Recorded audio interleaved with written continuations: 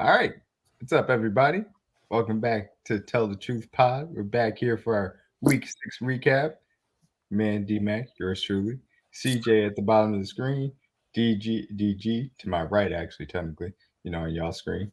Yes, We're sir. back. Yeah, I had to take last week off. I was driving to Wichita. So, I'm not driving to Wichita. It's nice. Ugh. Ugh. Yeah, That's a rough one. drive to. Right.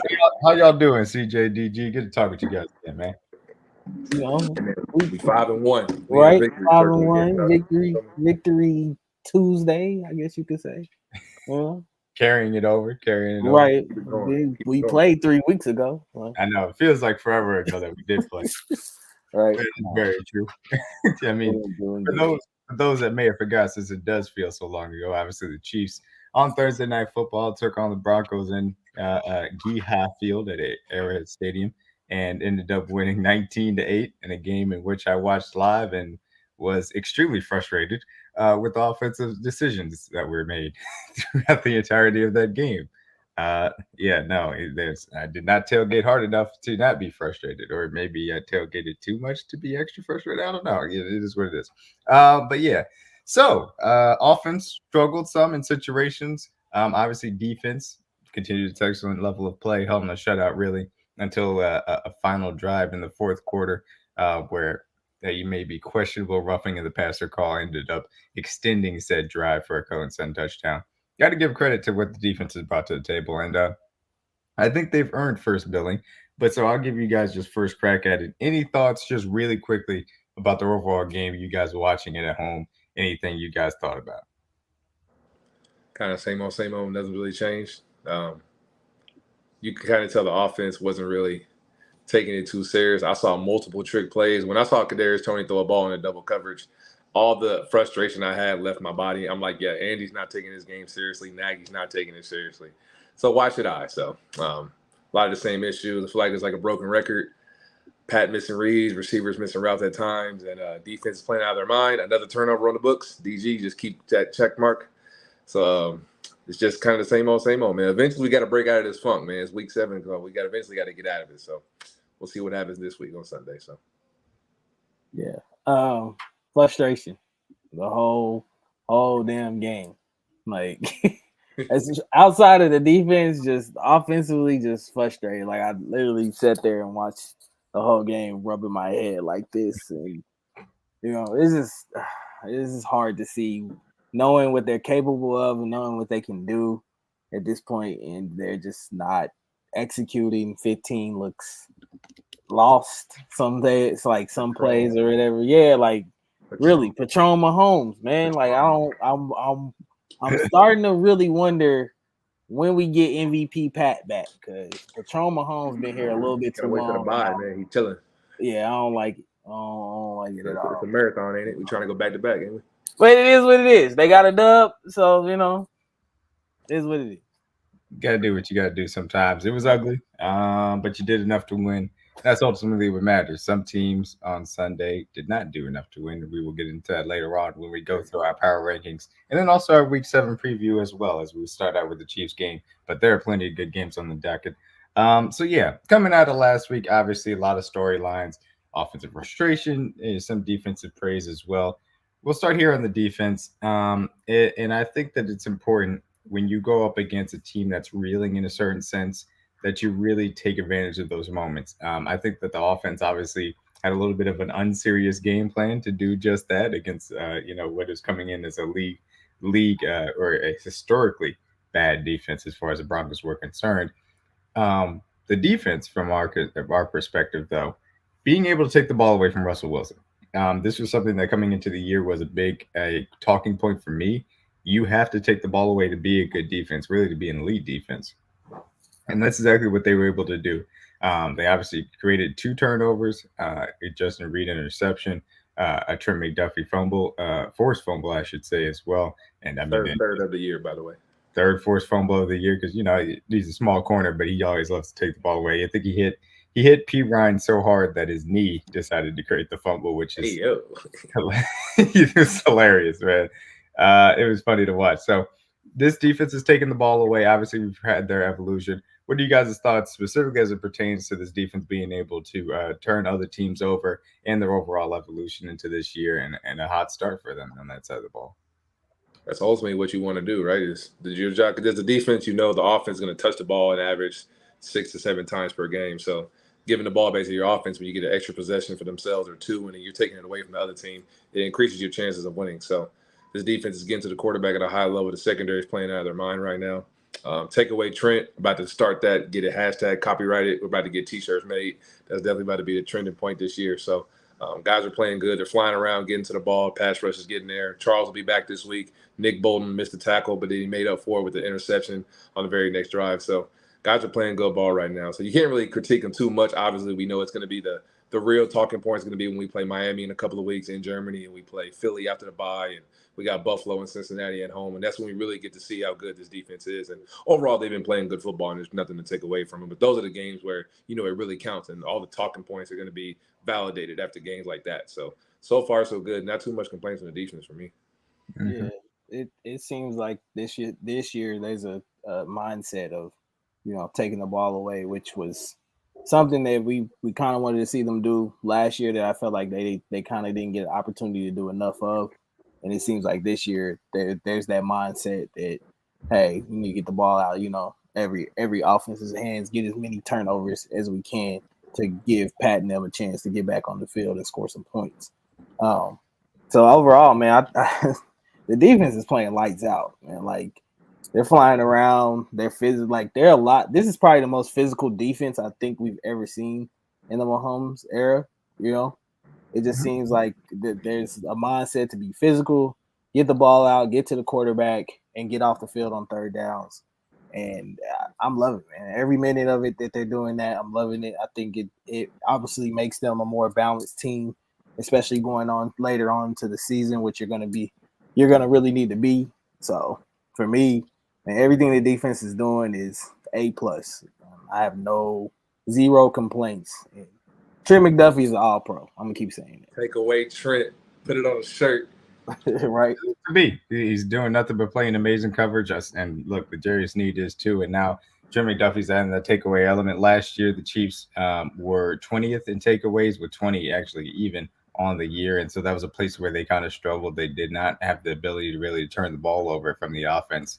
And this year, they're 10th with 9 takeaways on the year through 6 weeks. And hey, man, it's a defense that's turning it around. So the other side of that is, now that you've gotten the takeaway element of it, your secondary is playing at a great level. Your linebackers are playing at a great level. Chris Jones is wreaking havoc. You've had some extra edge push. Those guys are not necessarily winning quickly, but they are winning to the point where they're creating pressure.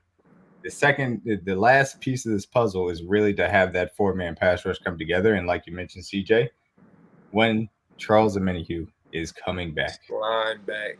Charles Omenihu has started his countdown. He will be on the field for the Kansas City Chiefs on Sunday.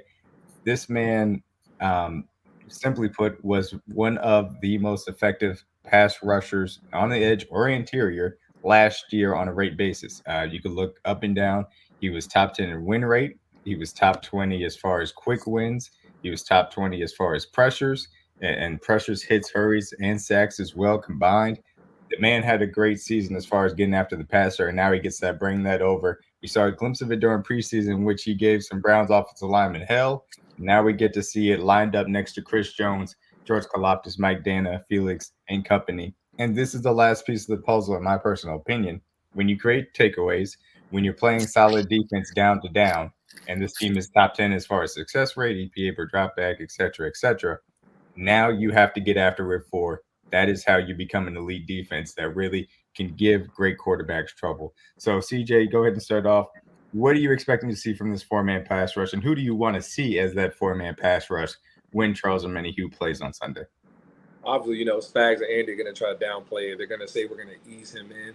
But, Charles is going to want to go out and get all the reps he can, especially when you see guys like Chris, who essentially came off the bench and essentially got a sack when he walked into Jacksonville. So, Charles is keeping himself in shape. He went through the whole training camps. He's been chomping at the bit to get out there. So I expect to see a lot of exotic blitzes, especially on third down. I would love to see him next to Chris for sure.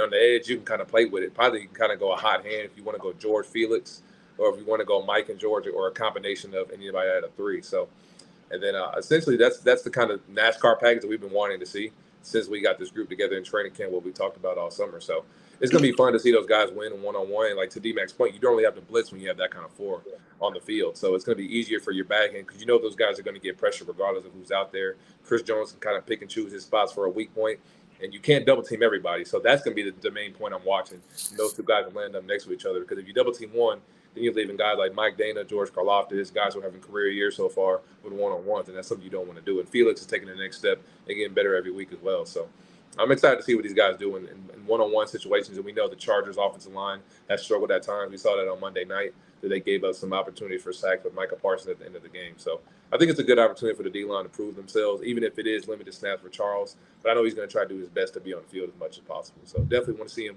win their one-on-ones third down. That's the biggest one for me. Man, y'all thought CJ was eating now. Oof. Wait till a minute he'll get in there on the inside with him. I just think Charles Omenihu provides so much versatility to this line because of his ability to play inside and out. Like CJ said, it's going to be hard to double team either one of them, and I think if you have both of those guys on the inside, it's going to be pick your poison. But the great part is that you can flip Charles to the outside, put George on the inside, or switch sides with Dana, put Dana on it. Like the four I would kind of like to see would probably be Dana in that NASCAR package would be Dana, Karlaftis, CJ, and Omenihu, and maybe mixing in like Felix every situationals, stuff like that. I think that really helps. Especially on third down. But man, the versatility is going to be amazing to see, especially with both of those guys being able to play on the inside and kind of dominate in those areas or whatever. So I'm happy a minute he was coming back. Hopefully he comes back ready to play. And don't put him on no snap count, man. Come on, like let the monster off the leash, let him go. Yeah, don't do this easing into him. Let us cook, man. Like it'll be very interesting to see how exactly those snaps do end up bearing out. And I put a little bit on here from a tweet I had just talking a little bit about some of those statistics I was talking about earlier as far as Charles Omenihu's production last year. And look, the reality situation is there's a lot of snaps that could be possibly given around. Dana and Karlaftis are playing about 80% of the snaps. Some of those can be scaled back a little bit. Obviously, Felix had a drastic reduction in his snap count this last game, so we'll end up seeing how much he continues to progress as we go throughout the season as well. And there's always the possibility of an old friend, an old face, an old champion that is now out there in free agency, and maybe a certain shark may be coming around in the waters as well as an addition mid-season, because it's always good to have a nice vet in the room, to say the least. But yes, I'm extremely excited to see Charles Omenihu move around throughout this line with Chris Jones and his versatility, with Karlaftis, with Dana, with Felix, all mixed in there. We know all of those guys have the ability to get after the passer. And now, if you give Charles Omenihu, in my opinion, can truly be that second best pass rusher, that can be that game changer next to Chris Jones, can win quickly, that can be that type of defensive overall, ability to not only just send extra guys and get after it and trust your secondary, but now going after with four and really giving quarterbacks hell. That it'll be able to take this defense just to another notch up and really try and be elite. And I'm excited to see it. So the secondary little kind of storyline coming out of the game. Obviously, Nick Bolton had a great interception, and that was the third takeaway of the game. There was a first takeaway of the game, but third overall, obviously 3 turnovers for the game. A great play in which him and Drew Tranquill combined. Actually, Drew Tranquill initially dropped into a little bit of their flood concept where they tried to get it to Jerry Jeudy, and then he initially drove on the flat route that Russ faked, and eventually Nick Bolton was able to, kind of smooth over into the zone and undercut the route and take it away from them. So the question that's kind of been floating around is, Willie Gay, obviously, and Drew Tranquill have expiring contracts at the end of the year. Nick Bolton is somebody that will be coming up on a possible extension at the end of the year. Those 3 guys, different linebackers, different responsibilities, different things that Spags and company ask him to do. How do you feel about those guys? And look, this is a little bit, pick your favorite child, but which of those two do you think it is important to keep in Kansas City long term? And you have to say goodbye to one of the three. Mm, They Drew both and are Nick. one, so it's between Drew and Willie. I think Willie might have to go. He had to pick. Like just like an extension. I mean, Yeah, if you could choose two of those guys to give extensions, and third not. it'd probably be Nick and Drew. And I love Willie, but like from a cover and like Drew would be cheaper. And it'd be like a short term like solution for a long term obviously thing. So Willie would probably be a more of an expense, like a long term expense, because his price point would be a lot much higher than Drew's at this point because he's younger, been on a championship team, Super Bowl champion. You know how people treat Super Bowl champions when it's free agency time. So I would say Nick for sure and Drew Tranquil. I think he'd be more of a value, and you get the same kind of production and type of player for sure. Drew, I could see Drew doing more of the team friendly 2 year Yeah. deal where he takes a little bit less to stay here to try to continue to keep winning.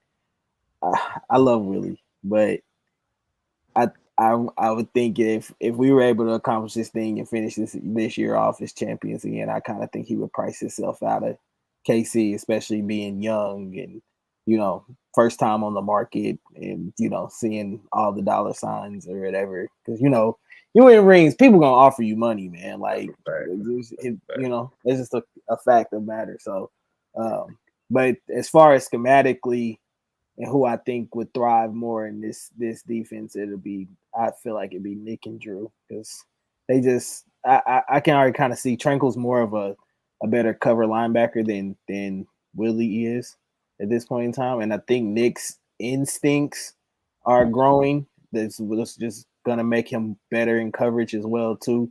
You can kind of see it on that interception.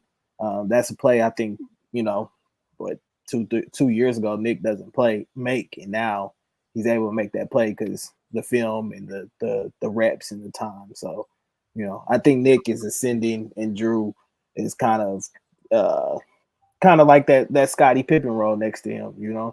Somebody they can kind of put in there to kind of do some of the similar things that Nick can do for us as well too. So. For sure. Yeah, it's a steady hand in my opinion. I think that you guys hit it right. I think that Drew Tranquil, based on everything that we've heard from him, the ways that he talks about being in Kansas City and a winning culture, he sounds like he's more, amenable to a possible team-friendly deal to stay here throughout the future. And I think Nick Bolton is a key piece in the middle of this defense, a tone setter.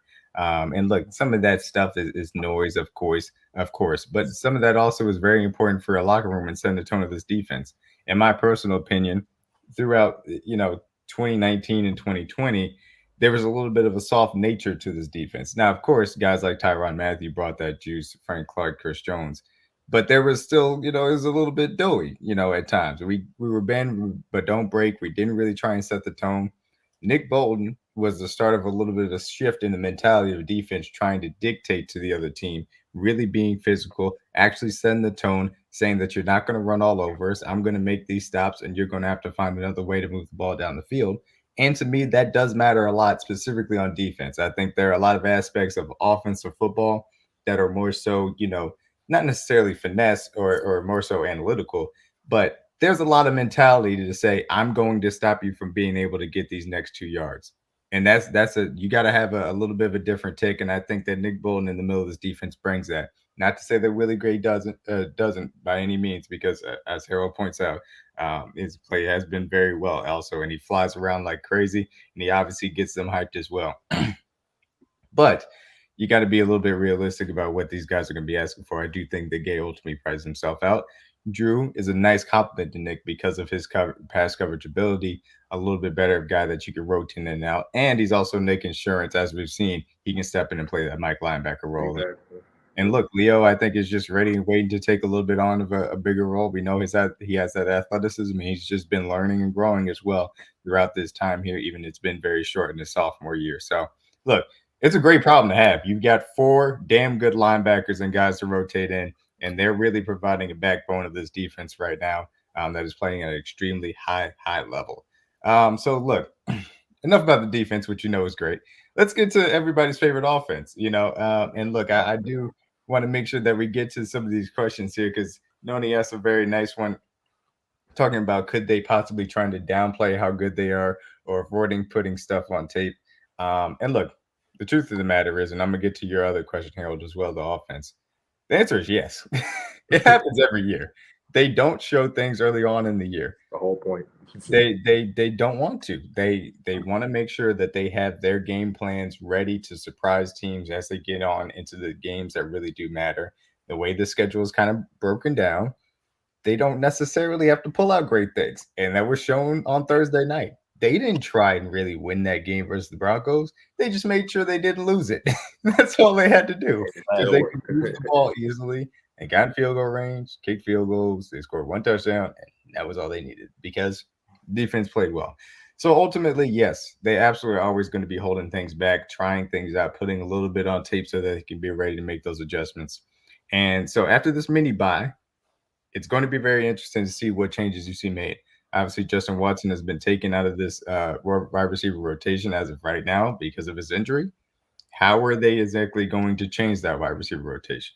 So I ask you guys ultimately, because it's been floating around, not a great performance versus the Broncos on Thursday Night Football. Do you guys feel like this offense is broken? No.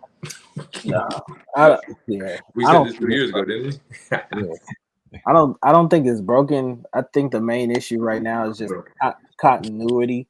It's the little things right now, and I think just bringing in new guys and guys that are younger and KT and Sky and Rashid, like they're just young, and you can tell they're literally trying to learn how to play with Pat as well, where to sit in certain zones, how to run a certain route. And for us, it's frustrating because we're used to seeing this offense be very explosive, be very prolific and stuff like that. But it's just coming down now to a point where the little things are mattering, and if if they're not able to do that with some of the young guys, it can be frustrating. But at the same time, you got to be just patient with it and know that they're going to get it fixed. So I believe in Andy and his staff and what they can do with these young guys. It's just going to take a little tinker here, a little tinker there, chemistry and just, playing throughout the season to just figure some things out. But I don't believe it's broken, but it's early, man. You can't really it's definitely frustrating. It is frustrating. But like the thing is, DG, this point last year or years past, and we've been 5-1, and our offense was playing and clicking on all cylinders, and our defense was struggling. People would be okay with that. It's just because it's the other way around. All of a sudden, you think would you be saying the defense is broken, or you just say they're just doing what they're supposed to do in the years past? It's a stacked defense. It's going to get better when the playoffs come around. It's going to get better. So exactly, defense. So you give the defense a little bit of leeway, but now we can't do that for the offense. Why not? So they can't have the offense has been carrying this defense the last 5 years that Mahomes has been here. And now the defense is doing their job finally in their 6th year of his tenure as a starter. And now all of a sudden the offense is broken. So the offense has been carrying all the weight, so they can't take a load off. They have to do the back carrying every single year. What's wrong with that? If the offense gets going after this bye or after this mini bye, to D-Mac's point, is anybody going to care about us starting slow? It doesn't matter. Like, I know the offense is struggling. I'm not trying to be naive and say nothing's happening. I'm not blind to anything that's happening. But at the end of the season, if we're scoring like we usually do, we're putting up 30 points and the offense looks like themselves, nobody's going to care about this slow start. Even if you call it a slow start, because we're 5-1. So, and we're moving the ball by any metric, top 10 in the league, great on third down. I don't know we're just not scoring as much as we usually do, which is fair, but we're still winning games because the other teams aren't scoring. And at the end of the day, that's what your job is to do, to make sure you score more points than them. We're doing that, and I tweeted this out last week. It's just unconventional. And my thing is, like, y'all remember the days where our offense weren't amazing, right? We were winning games like that all the time. We had to win in the 20s. It was like a 17-18 type game. Those were ugly games and normal games for us on a weekly basis. So it may look different now because we haven't seen it in such a long time. We're used to the offense being carrying the team, and they're not doing that right now. But when they do get back on track, and you know they're going to get back on track, it sounds good now to say they're struggling, but we know it won't last forever. So it is funny to see people get frustrated. But I'm like, guys, it's 17 games. We just done 6 of them. We got a lot more football to play. I'm not going to give my real critique of this offense, fellas, until after the bye. When the bye week is done and we get into week 10, week 11, then I'll start truly judging them on what they are. Because you've had 10 weeks of data. You had a week off to, critique things you want to do, what you like, what you don't like, what Pat's most comfortable with, what Andy likes to call. Then we could really start having our judgment. But for right now, if we're winning games and we go into the bye, 7-2, 8-1, nobody's really going to care the way the offense played, honestly. As long as we're getting wins, and when the playoffs come and it really matters, we know what this team does. So, and this defense has been the give us back his flowers. Y'all are more upset about the offense than you are praising the defense, which is the most upsetting point to me. Because do you really like football? Because the defense is playing like elite ball right now, and nobody's saying as much as they should be saying. That's my only point. Yeah, look, I completely understand it. And I think it's always good to keep things in perspective. And Chris kind of gets to it. And Harold, I'm going to get to both those questions about the wide receivers. Same for you. Exactly, Chris. It's broken and struggling. It's still like ninth in the league in offense. It's still top 10 across most metrics. And We're struggling to our standards, not really struggling. Like, exactly. You got to say Chief standards at the end of your statements. You can't just say struggling. And the reality situation is across the league, most offenses are struggling. I think that the TD percentage across the league is the lowest since 2008. Yards per attempt, lowest since 2008. Yards per completion is actually the lowest ever in the National Football League. The quarterback rating is the lowest since 2017. There are struggles across the entire NFL. I think the sack percentage is the highest since 1998. A bunch of offenses are struggling. It's just what it is. Defenses, as of right now, have been able to adjust to certain things, and offenses are lagging behind. As you go throughout the season, the cream will rise to the top, and you know that you have a trio that is about as great as possible, Hall of Famers across the board, as far as quarterback, obviously number one weapon, and play designer, as far as Andy Reid is concerned. And look, you pair all that with a top five offensive line, things will fall into place. It will take time to do so. So I did just want to give a little bit of a perspective as far as the league-wide offensive struggles. So let's have the wide receiver conversation. Talk about the mini buy. Talking about certain aspects. We saw Rashee Rice, his progression. He has come in as a rookie, exceeded most expectations, certainly for rookies in Andy Reid's offense, and what most people expected out of Rashee Rice to start out. The explosion is great, especially after the catch. You see him be able to settle down in zones effectively. You see him working a little bit better to get off of man coverage effectively. So Watson now out. MVS is running joggers out there. He's just not doing a lot of great stuff. We know Sky Moore is very inconsistent. Tony is as well, because he's just getting gadget plays and really close things to the line of scrimmage. We've gone through this question a little bit more. How do you guys want this wide receiver rotation to look coming out of the bye, assuming Watson will not be playing? Who is your primary three, and then who are the two that you want to mix in? Obviously, Washington probably not going to be in that rotation. Yeah. The primary thing for me be MVS, Rashee, and Sky. And then I'll be cool with mixing in some KT for gadget play to keep him as much healthy as possible, because we know he can get hurt at any moment. And obviously, I want to see Justin Ross play as much more as possible. So for sure, get Rashee, Sky, and MVS the reps, and then mix in some Justin and KT. Yeah, I agree. I think MVS, Sky, and Rashee need to be the three going forward. Rashee is obviously kind of figuring out something like when I was talking about that continuity with Pat about zone, where to sit at and where to be, especially when Pat escapes the pocket and kind of gets out and rolling. I do believe Pat is kind of not looking his way at some points in time, because there's some points where he's open, and Pat's got, you can tell, just got a little bit more trust with 87, which is a given. They've been playing together for a long time now or whatever. But moving forward, I think it needs to be MVS, Sky, and Rashee, and then mixing in KT and Justin. I can't say enough about Justin Ross, man. Like, they got to figure out a way to get him on the field a lot more, especially with Watson going down. Maybe that can be a role that he kind of takes over at this point in time, especially with his size. I'm not sure if the speed is there as much as Watson is, but I know with his size, some of those 50-50 balls could really go his way or whatever, and just use him to do some dynamic things with this offense. So if they decide to keep those guys in their little traditional roles, if MVS is our X receiver, somebody else has to play outside, obviously, to draw coverage away from him. So I think Rashee, honestly, in my opinion, fellas, should be lined up outside more.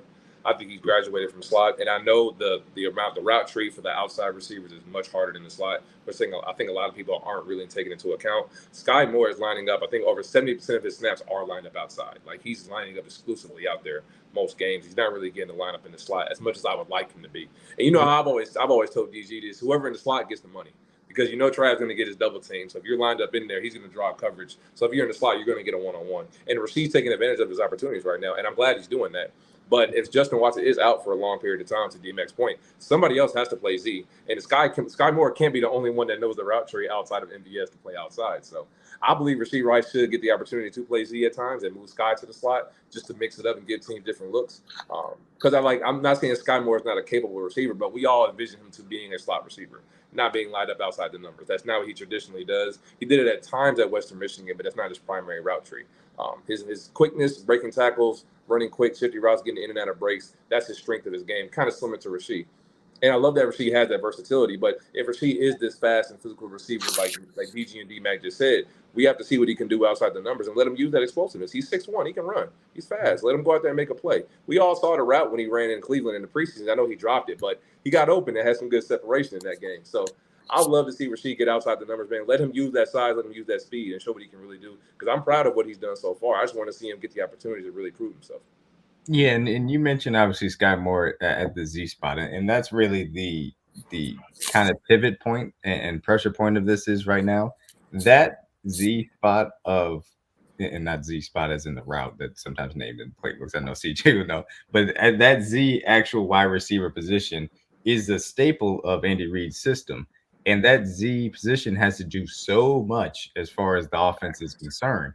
And it's both a compliment to Sky Moore that he is being asked to do that, but also a detriment to him right now because, like you said, that's not really what he does well.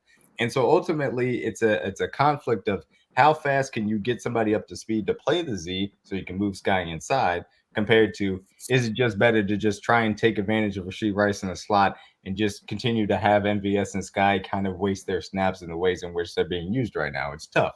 I agree with the entire chat. Obviously, MVS cannot continue to get 80% of the snaps and get one target a game. That's not sustainable. It just won't work. You can't have that. Something has to change. Either Pat has to target him more, or the MVS snaps have to come down. Give it to Justin or something. Somebody else got to get snaps. It just has to change. And obviously, Justin Ross, and this also goes to Harold's point, you have to catch the ball when you get it.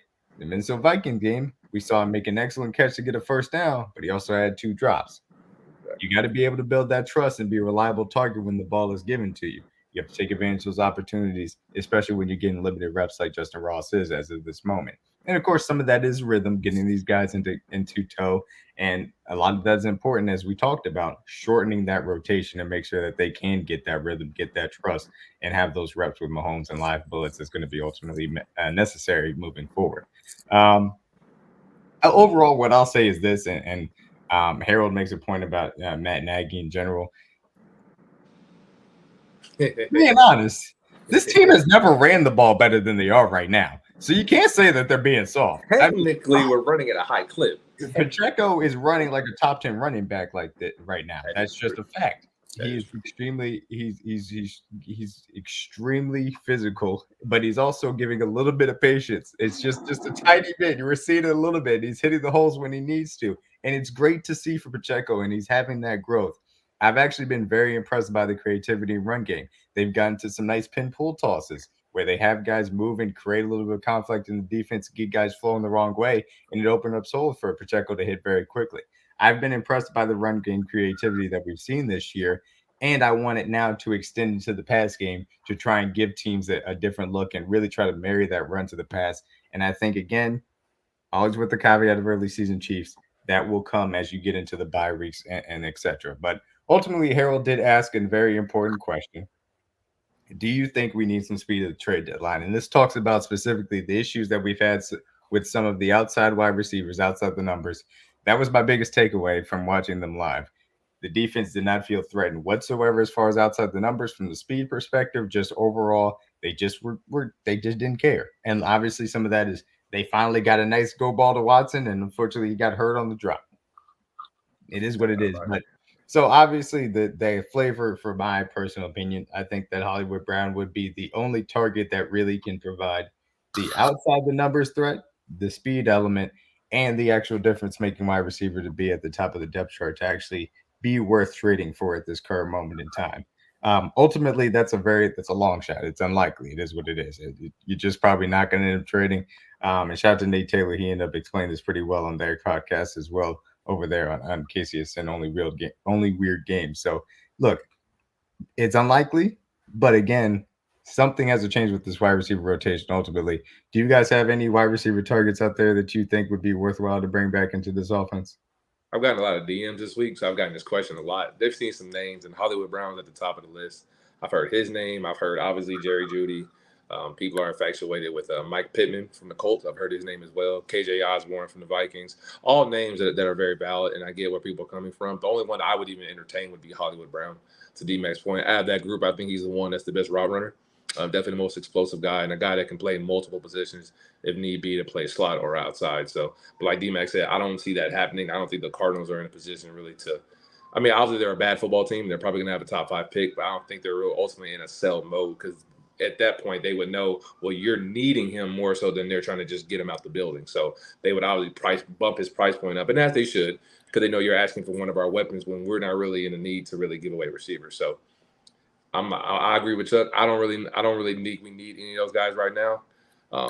I like Miko Nani, but I think that's very redundant to what we have right now. It's not really going to change too much. He can run. He'll be the fastest guy in our receiver room, no question. But I don't think he's really going to change too much as far as like from the outside perspective. They want somebody to push the field outside the numbers. So and that's never really been a Miko thing. He can run, but he's never really a guy that wins outside consistently. He's more so like a inside the numbers type of guy. Now he does run the Z very well, so I get your point there, but. Overall, I think we have more than enough in this room. I know people don't want to hear that, but honestly, I truly believe we have the talent and ability in this room to make the plays we're asking them to do. Like D-Mac and to DG's point, it's just going to take time. I know it's frustrating and we want to see the numbers now, but we have a long season. I would wait till and I know the trade deadline is Halloween at 4 o'clock Eastern time. Am I correct on that? I think it's October 31st. So we have a couple more weeks to figure this out. So obviously we want to see some improvement coming up in the next couple of weeks. We play the Chargers, then we got the Broncos again in Denver. So I think we'll see some big changes this week. Obviously, like D-Mac said, Justin Watson is out. Somebody has to step up else to play the. It can't be MVS 100% of the time playing the X. So if Justin Ross isn't getting snaps this week, fellas, that little train we had or hype for him maybe he did. If you don't get snaps now, somebody else has to play outside besides MVS, and it has to be Justin Ross. So if they're really comfortable keeping Rasheed in the slot and Rasheed can't play outside the numbers, then it has to be Ross because there's nobody else in the room really to turn to. So they have to. The moment now and the time is here. So we need to see some changes. Yeah, and then to your point, I think that if they trusted B Cole to play that Z role, I think that you would have seen it throughout his time here, and he played it occasionally, but he was They not. would have kept him. Yeah, they would have kept him, and they wouldn't be trying to pigeonhole Sky into it right now. So ultimately, him coming back to this rotation won't really change much because, to quote Steve Smith, he is just a guy at this current moment in time, and that is what the truth is. Shout out to Chuck in the chat talking about making sure we develop the wide receivers that we already have, and also shout out to Kingdom Cast, the account that we're currently on. It's probably country back there, doing this thing. Now the Chiefs bye week will be coming up after their Germany game against Miami in week 9. So their bye week will be in week 10. We'll see them then. And also, Merritt also talked a little bit about obviously EB not necessarily tolerating the drops. And look, I did say early on, I think some of the attention to detail problems in this offense, you can certainly say were attributed to not having that type of guy in the room. Ultimately, though, I think that that's kind of gone away throughout the rest of the season. Some of them have just been concentration drops, or you have an exceptionally strong arm quarterback that some guys aren't necessarily used to catching the ball from. That also plays a role occasionally as well. And sometimes these guys just have to get these live bullets. So Justin Ross, hopefully we can see more snaps from without Justin Watson out there. Like you said, somebody's going to go outside and do it as of right now, and it doesn't look like they're probably going to end up going anywhere. Shout out to Russell Wilson. Shout out that man, Russell Wilson. Shout out to Russ. Shout out to Sierra's husband. Shout out to Russell Wilson in that contract. Boy, oh boy. Boy, oh boy. They sold, man. Let's ride. oh baby. But yeah, so that was a general offensive overview of what we saw obviously last week. So now we're doing a little bit of a pivot. In the context of the overall grand scheme of the NFL, we talked a little about offensive struggling, some defensive great performances throughout this week. And I think we saw two of them specifically as it pertains to knocking off the two biggest, unbeaten's left. As we saw on Sunday, they both went down to some really good defenses.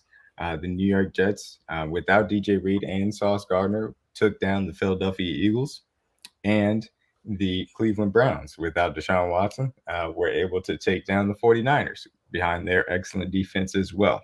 So, as we pivot into our, week 6 power rankings, which we will end up talking about here, there are 5-1 teams: the Lions, the Chiefs, the 49ers, the Eagles, and everybody's favorite. Wait, who's it? I missed somebody. Oh, and the Bills, right? And Buffalo Bills. yeah, and the Buffalo Bills.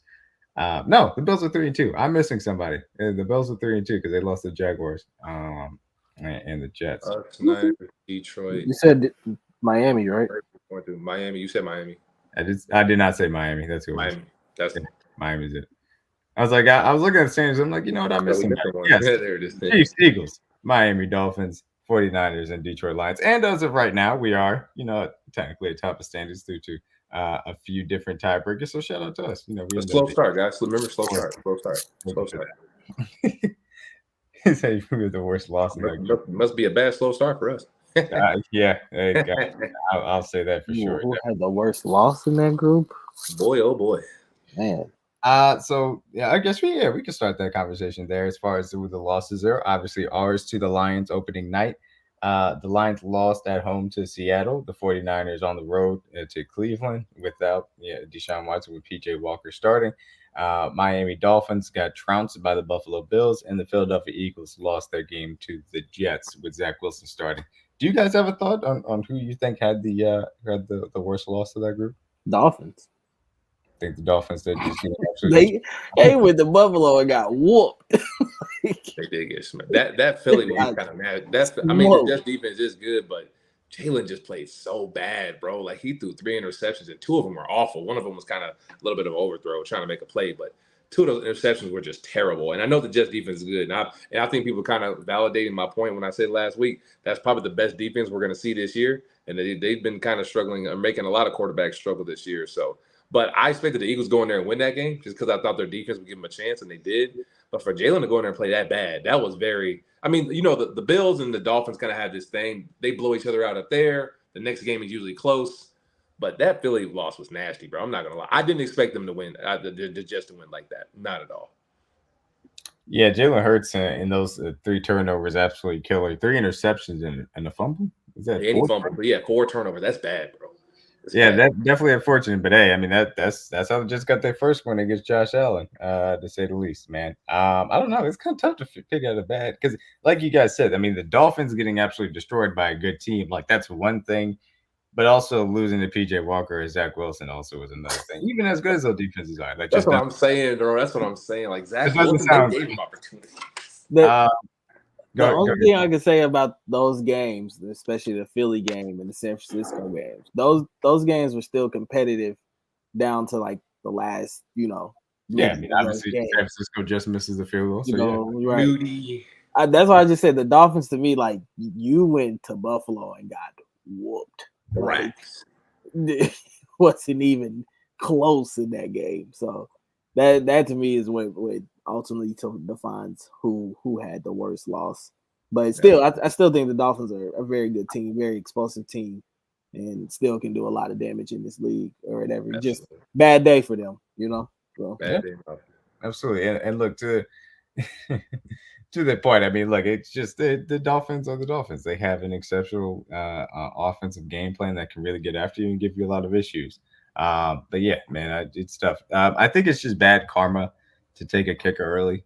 We saw it with Tampa Bay. In the 3rd round. Jesus I don't think you should be taking kickers early. Just don't do it. It doesn't seem like it works out. It's bad juju. Just don't do it. It's not a good idea. Yeah. And to keep Kev's point, obviously the Lions keep winning makes our loss look better. I think without your second and third best players, only losing by 1 point to an excellent Lions team certainly does look a little bit better now. And yes, that Jets defense is absolutely I real. tried to tell him, Chris. I told him. And I'll say this specifically about the Jets defense. People kind of saw that Sauce and DJ Reed weren't out and were like, oh, well, they should steamroll them. The way the Jets defensive game plan is built in their system, that defensive front is excellent, led by Quentin Williams and an excellent edge room. That system is built behind that defensive line getting after your passer and then just being solid in the secondary. They happen to have a great cornerback duo, but that's not vital for their system to work. And so you got to give them credit for being able to get the job done, even down those excellent corners. So, I mean, look, guys, we got to do the power rankings. So, who are you picking as your number one team this week? I think it's us. And I'm not even trying to be biased. I've been humble the last like 3-4 episodes of this, fellas. I've been putting us by, but after the losses we just saw, I think we kind of have to be number one by default, honestly. Like we have we all out of those 5-1 teams that D-Mac just mentioned, we have the best loss, if we're trying to be honest. So out of those 5, so I think we're kind of number one by default. Not trying to say like we're playing the best football or anything, but somebody got to be number one. I think it's us. That's just how I feel right now. So week to week league right now, I say we're number one. Mm-hmm. DJ, you thoughts? I'll be the humble guy and say the Niners still. I think the Niners. Okay. I still think the Niners PJ are Walker? Yeah. PJ Walker? Hey man, so it happens. What? It be like that sometimes. It be like what? It be like that sometimes. It be like what? Sometimes Man, I ain't trying to. You lose to the PJ Walkers of the world. world. Let us lose to PJ Walker. No, the Niners to me. They were still in that game. Still had a chance to win that game, even at the end. Drove down the field, missed the field goal. Like shit happens, Like I'm not saying it's not a bad loss. And losing to PJ Walker is pretty embarrassing as far as probably bases go in the locker room and stuff like that. But I still think the Niners are probably the most dangerous team in the league as far as on both sides of the ball and what they can do. This to me is just it's a bad day in Cleveland. Sorry, but I still think on both sides of the ball they're still more dominant in a sense in what they can do as far as versus what we can probably do right now. So just my thoughts right now. I'm going to throw a little bit of a wrinkle into it because I think it's a lot. I think that they have the cleanest resume as of right now. They're only the team to have a win over another 5-win team. You got to give them credit for that, even given the circumstances that it was under. I think that they have been excellent as far as the offense is concerned. Jared Goff is dealing within that play action. They've missed Amon-Ra St. Brown and still not necessarily missed a beat. Jameer Gibbs been in and out of the lineup. Doesn't necessarily matter. They've just, thrown in Craig Reynolds and had a good time. Josh Reynolds also playing very well for those guys. Got to give him credit for that. Defense is flying around, especially that defensive line is kind of really catalyzed. And you got to give him credit for that. Dan Campbell got them boys playing hard. So as of right now, I think the Seahawks are a good team. So them losing an overtime game to them doesn't necessarily say to me that they should be knocked that badly for it. So that'd be my personal number one.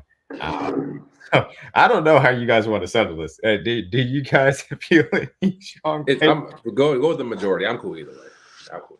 I can see Detroit. Detroit playing really good football too. You want to give it? I feel like Detroit is a nice feel-good story. Yeah, I don't mind picking Detroit. They're playing good ball right now. Have they played a favorable schedule though? They played us, Green Bay, Tampa Bay. Who else they beat? They beat the Falcons. Beat the Falcons. Lost to Seattle. So decent schedule. Decent schedule. Nothing crazy. Yeah. It's like I said, you can make a case for us. Looking a little shaky to me, baby. Baby. Nah, I think they play good ball to me, but I think outside of me, really outside of us. No, hey, look, like the schedule looks like you can make a case either way. So. And look, to be clear, we'll get into this in our Week 7 preview. They have an excellent game versus the Ravens coming up here on Sunday night.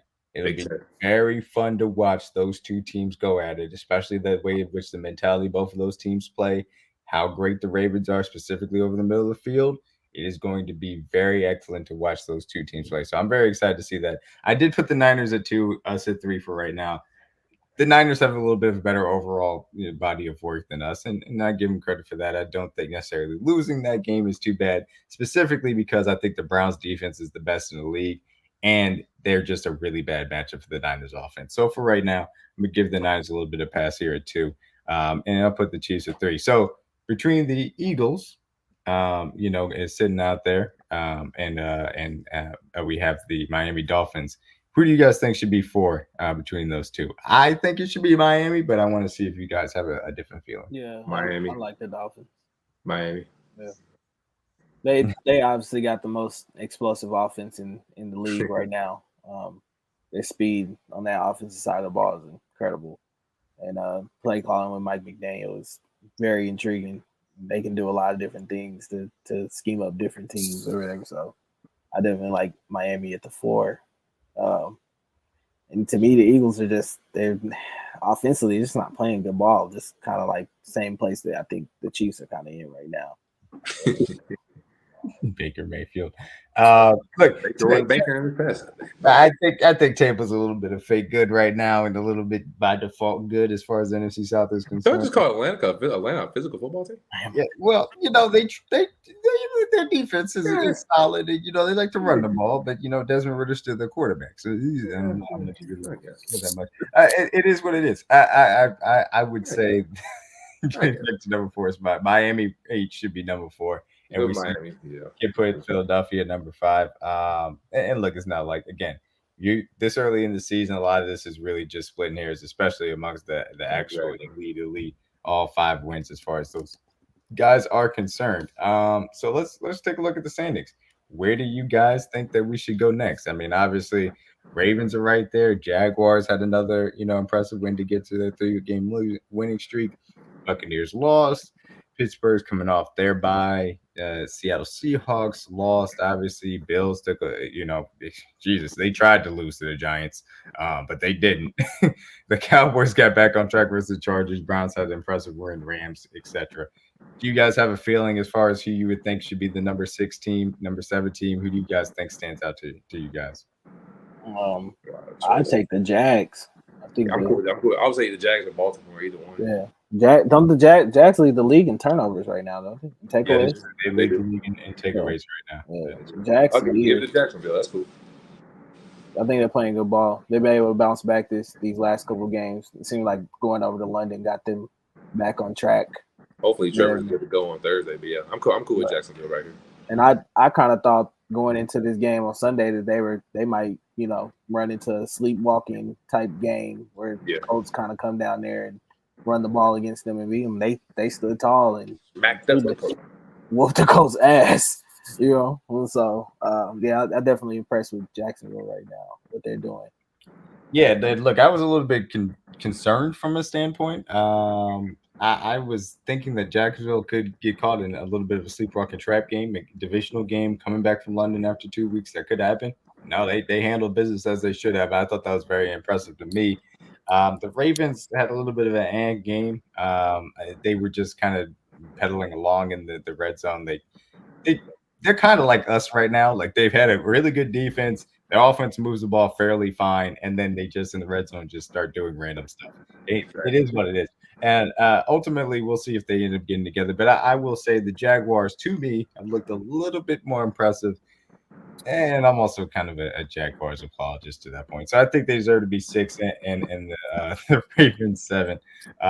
This is going to be very interesting to see because, like I said, we are going to get a great game as far as the Lions and Ravens are concerned here on Sunday night. Like, I'm going to be tuned in for every single snap because last Sunday, or not last Sunday, but 2 days ago, I was asleep for a couple of those snaps because that was.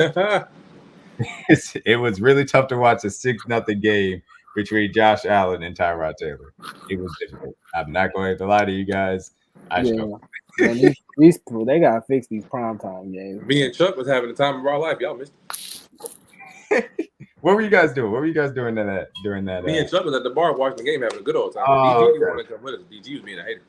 Nah, I remember I was on the road back from Mississippi watching the game. Nah, you good, gang. We outside this weekend. Yeah, man, try watching it on your phone on a 6-hour road trip. Yeah. Hey, wifey, hold the wheel. Yeah, man. And then it's 6-0 through like 3 quarters. You ain't missed nothing. You could have kept that thing on mute. Right? Yeah, they gotta fix these prime time games. Oh God, we got a good one on Monday night too. I think we got Minnesota, San Fran. Yeah, we'll see if we can see it a little bit. See who's playing. Maybe some injuries in there. Or something. Yeah, we'll see if Minnesota, obviously without Jefferson, if they can put up enough points to really give San Francisco a run for their money there, because we know that their defense isn't going to give much resistance. Okay, so 8-9. I will skip ahead a little bit here. I want to reserve the 10 spot for the Cleveland Browns because their defense deserves to be highlighted. Their defense is excellent. It just is. I love them. I want to give them the gold star here this week. So we got a few different teams here for the 8-9 spot. We've got obviously the Buffalo Bills, struggled, still beat the Giants. We've got the Seattle Seahawks, got the Pittsburgh Steelers, who are somehow over 500. Couldn't tell you how. I've watched all them games. That's the Ravens' fault. That doesn't make any sense how they are, but they are. Cowboys got back on track with the Chargers. So Chargers, Seahawks, Steelers, Buccaneers, Bills, Cowboys. Who do you guys think should be these last 2 spots? I like the Bills. Throw the Bills in there. Yeah. They figure out the Bills should be one of these teams. Yeah. I don't like their injuries. I don't know if they can. Yeah, they going through it long term. Yeah, I don't know how it's going to work out. They got a lot of. They lost who? Milano's out for the year. Trey White out for the year. DeQuan Jones, their D lineman's out for the year. They going. They just have the worst fucking luck, bro. Crazy. And now Damian Harris, glad to hear he's okay. He's out of the hospital. He went down on Sunday night as well, and they brought in Leonard Fournette for a workout. We'll see what happens there. But yeah, Bills going through it on injury from the injury front for sure. I don't know how they're going to make it through such a long season. Yeah. But yeah, I would throw the Bills at 9 and 8. It's kind of a toss up, honestly. You can throw a lot of teams in there. What was the choice? We said Seattle, Pittsburgh. Who else? Yeah, we got Seattle, Pittsburgh, Tampa Bay. Who has the best Cowboys as well. I'd say the Cowboys probably had the best result. The Chargers, because they beat the Chargers. I'm gonna default to y'all. I'm cool either way. I'm going to. I don't want to make that. I can't choose. It's easy. Do you have a strong feeling? I could put the Cowboys back in there. Okay, but like put a little asterisk. Little star next to it. I think that the Niners game is just for them is, and that's just a psychological. It did look bad. It looked bad. I ain't gonna lie. And look, the same way in which the Browns' defense is a bad matchup for the Niners are just a bad matchup for the Cowboys across the board, and they own them, and that's the truth. And that's kind of that Cleveland secondary so freaking good, bro. Oh, it's amazing. It's the best in the league, bro. It's kind of a scary proposition for a team that has championship aspirations, that you just know that there's another team in your conference that is going to beat your ass if you end up having to go against them. I don't want to play that defense in the playoffs, but they're freaking good. But yeah, so DG, you said you would lean Cowboys. Yeah, like I said, I think that matchup with the Niners is more psychological for them. And then I understand last night may not have been the prettiest, but they responded and found a way to win and get back in the win column and show some actual things. Dak actually looked pretty comparable and a lot better this week. Or whatever, used his legs a lot more. The fighting Mike McCarthy. And it's all glad you mentioned Mike McCarthy. So this is my issue boy. Right now. Oh boy. He tried his darndest to lose that game on a multitude of occasions. He did everything under the sun. It was time management, it was timeout management, it was play calling. He tried everything to lose that game, but Brandon Staley said, "Nope, I'm not gonna let you out." Hold my beer. You can't out choke me. Hey, watch this. Watch this. I can do much worse. I promise you. Oh man, it was awful to watch. Mike McCarthy coaching. I said that before the game, D-Mac. I tweeted out, I said, "Who's gonna lose the game first, Brandon Staley or Mike McCarthy?" Watch it. Like, I got you. It's difficult. It's awful. So I say Seattle personally. I love Seattle secondary. Geno Smith struggled at times in the red zone against a very good Bengals defense on the road. Obviously, he would want a few of those back to have to lose the game too. Yeah. Boy. But ultimately, I trust Pete Carroll more than I trust Mike McCarthy. CJ, you have to That is break true. the tie. You have to break the tie between Seattle and Dallas. Who you choosing? Uh, Yeah, you tried to get out of it. I brought it back. Jesus Christ, they're both bad. Dallas had the better win. Go with Dallas. They bounced back, came off a terrible win. They handled business. Okay, Give me Dallas. fair enough. I will say that Dallas has earned their 9 spot, and we will highlight the Browns in the special 10 spot this week as Shout out to well. the Browns, They man. deserve it. They absolutely deserve it. So, um, that all being said, like I've been talking about, we can get into the week 7 preview a little bit here to close out the show. We'll start with our game versus Chargers. Quick thoughts, obviously, a few days out. What are your thoughts? Obviously, the Chargers lost Monday Night Football against the Cowboys, struggled a little bit without Mike Williams. A lot of people, the discourse is Quinn Johnston. Is he going to be able to show up here? Has not to this point as a rookie wide receiver, rookie first round wide receiver. They got Austin Eckler back. They got Derwin James back. It was not enough to win at home. Ultimately, now they traveled to Arrowhead to take on the Chiefs. What are you guys' first thoughts on this game coming up here on Sunday? This is a bad secondary. We should take advantage of this opportunity. I feel like I've been saying this for the last 3 weeks. They're Mhm. allowing 300 yards per game to quarterbacks, so Pat should have plenty of opportunities to make plays. Their cornerbacks are very susceptible to big plays downfield. So this is a defense. We have great opportunity to make some plays up front. They have Khalil Mack who's playing at a high level. Joey Bosa and those guys are going to try to get after you. Derwin James versus Travis Kelsey, matchup number 100, whatever you want to call this matchup. He looks up to this, and I'm sure Trav is just as locked in for this matchup as well. So I'm excited to see what we can do on offense, especially given the 10 days off with extra time to prepare and given all the things we've had happen in our receiver room with the injuries. So it's a get right week. And we said this a couple weeks ago, this stretch up until Miami. Like DG said, we have a lot of opportunities to prove ourselves on offense to get back to being ourselves. And our defense has been playing at a high level. And Justin Herbert is going to obviously be locked in, not ending the game he wanted to. He missed a lot of big throws at Keenan Allen, a lot of throws he doesn't usually miss. It's going to be a good matchup for us, and I think our secondary is ready for it. Thank God Mike Williams isn't playing because he's usually the guy that gives us the most issues. So hopefully we don't let Quinn Johnson have his breakout game against us. Knock on wood. I don't want to see that at all. So he's not really getting as many snaps, which is very concerning for him because to be a first-round pick and Mike Williams was out and he had a bye week to get him more comfortable. He only got 48% of the snaps last night. That was very concerning. So I don't think they really trust him to make too many plays on the field outside of Keenan Allen and Josh Palmer on offense. So it's a good opportunity for our offense to go out there and, like DG said, show who our true colors are and get back to being ourselves. So, if this is the week for us to get a get right week, then so be it. Because we know how these games go down with the Chargers, man. It's always a last minute play. It comes down to the last drive. Whoever has the ball last is going to make the play. So, I agree with Nardi. I love that. I love that prop. Trav always has a day against Derwin James. He always gives him a good, tough matchup. So, but Trav always looks forward to that one as well. So, I expect our offense to look like ourselves, to get back out there and run the ball and be effective. And this Charger defense, they're bad at stopping the run. They're bad at giving up the yards. There's not really too many good things. Outside the pass rush with Khalil Mack and Joey Bosa, not too many good things you can say about this Charger defense. So I think it's a great opportunity for us to score some points and get our offense to get back in rhythm for sure. Yeah, I think this is a game, like CJ said, you got to kind of take advantage of the situation, what's going on. Outside of Khalil Mack, for real, Joey Bosa has been hurt for most of the year. I think he came back last night and played like 11 snaps, maybe, or something like that. So I would expect that they're still going to probably try to ease him back into the schedule as well. So that's something that you're going to have to try to take advantage of or whatever. It's a bad secondary. So let your receivers go out there and let them go, and trust 15 to get them the ball. I think this is one of those games where I kind of feel like this is one of those games where it's an emphasis to kind of force feed some guys, and get some continuity going and actually set up some targets for certain guys who haven't been able to get them because you can take advantage of a bad secondary. So I feel like they can do that, plus run the ball.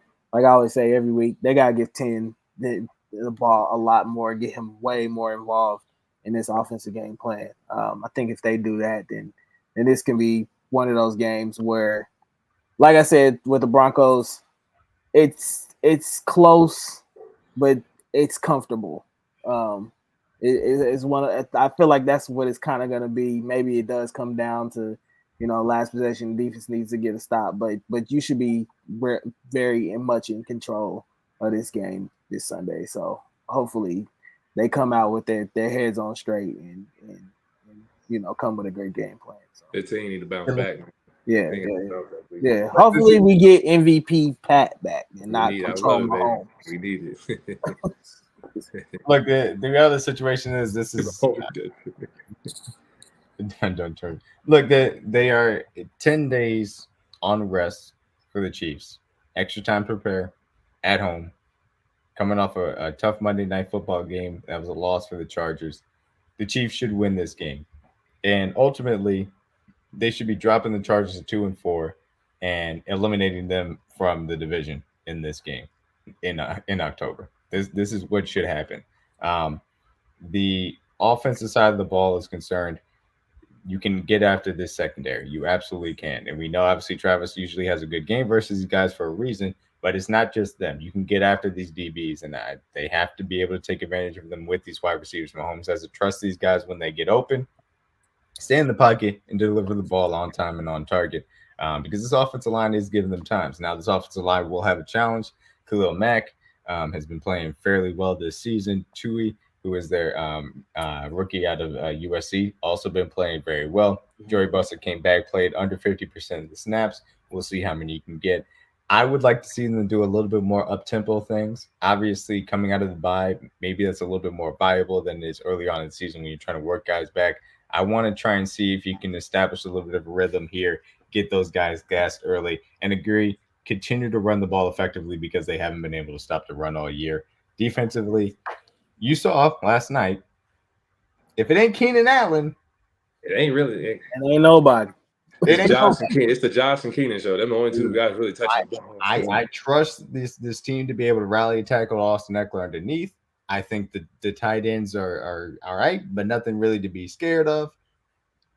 Keenan Allen, that guy has got to be seeing hell every single time that he goes out on the route, whether it's L'Jarius Sneed outside or Trent McDuffie inside. Those guys are going to have to shut down Keenan Allen. If you do that, you can have another excellent day for this defense once again. And we get Charles Omenihu back, which is, that's just always going to be so fun to see. But extra rest advantage, 10-day bye, you get the ability to really set your game plan and take advantage of a team that you can put the nail in the coffin as far as the division is concerned. Chiefs got to put their foot on the necks here. And then look, it's a Chargers game, so it's probably going to end up being close regardless. We'll talk about it a little bit. Week for them too. Yeah. Sure. Appreciate you for coming by, Harold, as well, man. So rest of the NFL slate, I'll let you guys pick your games of the week, and then I'll pick a game off of you guys. Who you guys have as the game that you guys are going to be watching the most as we get into week 7? Obviously, Miami, Philly. I was like, that's the game of the week right there. That's easy choice. Jalen played terrible. Miami coming off a win. It's going to be a good matchup. Apparently, the Eagles signed Julio Jones today. Don't know why that happened. Hey, I saw a graphic. I saw a graphic of who's going to stop this offense, and it was Hurts, and it was AJ, and it was Smitty, and then it was Julio Jones, and I'm like, you should have put an injury emoji next to it. Like, that's what's going to hurt him. Y'all know better than to put Julio in that graphic. That's another conversation. I'm not even going to get started. But I didn't know he was still playing football, man. Bro, they have Zacchaeus and Quez Watkins, and somebody think Julio is better than those two. But I'm not going to get into that. That's a whole other point. That's the best game of the weekend for sure, outside of ours, obviously. Probably Lions. They're going to need the Eagles secondary to get a little healthier. Obviously, the Dolphins have an explosive, speedy offense. They're going to put the middle of that field in a lot of very interesting, a lot of conflict. So there's a little bit of a mismatch there as far as the Eagles defense, Miami's offense. So the Eagles offense is also going to have to bring it against the Eagles defense, because I think Miami will be able to put some points up on them. Oh, yeah, for sure. This is probably the worst defense for that Philly team since they've had like this little Wentz, Jalen Hurts mixture era. Their defense usually has been top notch. Now their front seven is still playing phenomenal, but on the back end, they're not covering at a high level. And this is given the fact they brought back Badbury and Darius Slay, but they're just still not. They're giving up too many big plays. Guys are getting open in the middle of the field, and they're not covering as well as they should have been, even with the still high pressure rate from guys like Jalen Carter and Fletcher Cox and Jordan Davis and guys of that sort. But outside of that, I think we all know the next big game is probably easily Detroit-Baltimore. Great matchup, like D-Mac said earlier, two physical football teams. They both want to run the football. David Montgomery may or may not play. He's banged up with the ribs from this Tampa game the previous week, so it's going to be a good matchup to see what they do. But those are the two biggest games on the slate for me. Jared Goff on the road in Baltimore. Roquan Smith for that defense is leading those boys, and you know he loves to get turnovers. And Jared Goff is not the best quarterback on the road, so it's going to be interesting to see how the Ravens do coming off a big win over the pond over there versus the Titans. So that's a good matchup to see which offense plays better, because I expect both offenses to be explosive and put up points, but what defense shows up is going to be very interesting in that matchup for sure. Yeah, it's going to be fascinating to see those two. Obviously, the Lions are a physical team, especially with their offensive line. The Ravens really like to get after you with their linebacker splitzing.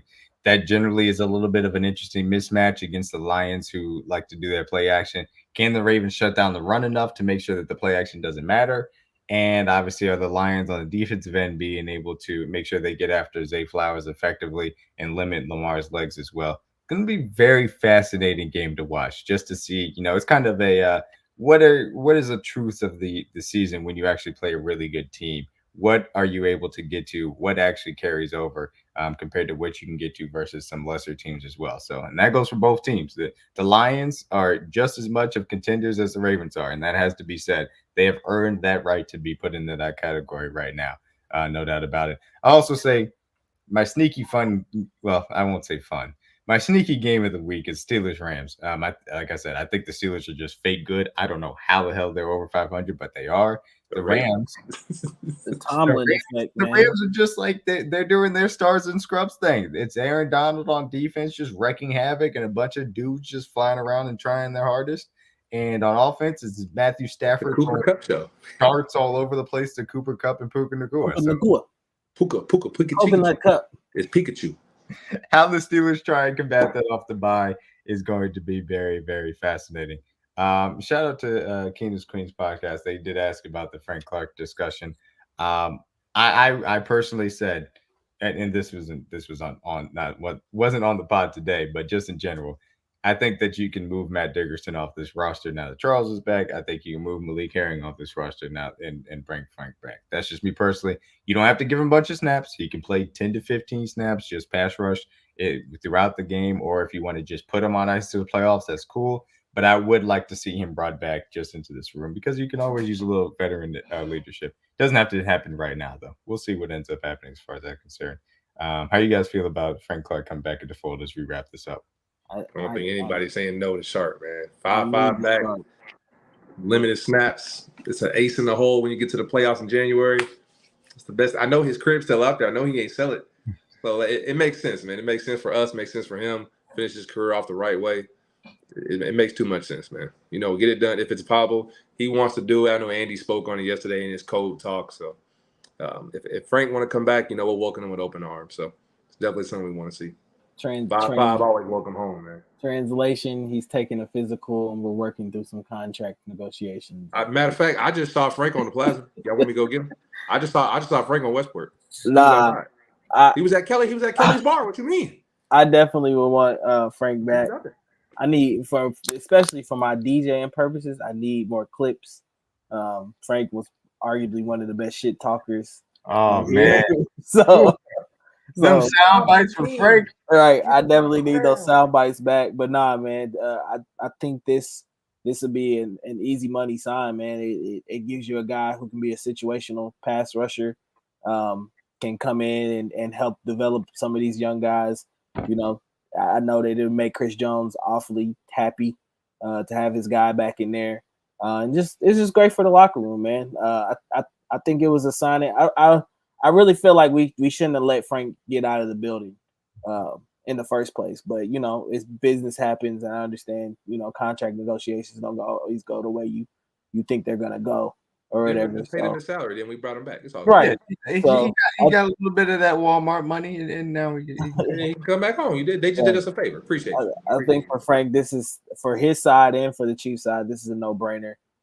He should definitely be back in this locker room, and hopefully they're able to get something done, which I kind of think they already got something done, but we'll see. Yeah, I'm gonna go pick him up from the airport. I'm gonna let y'all know. I heard he was enrolling his kids back in the school already. Probably is. So. No cap.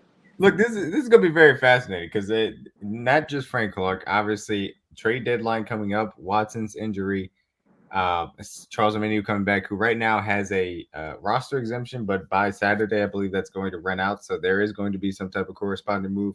how exactly this roster is going to be shaken up within the next 2 to 3 weeks as you get it closer to the bye. And this interesting stretch is going to be something to watch as well. So yeah, look, man, that's it for this episode of Tell the Truth podcast. Thank you everybody for coming by.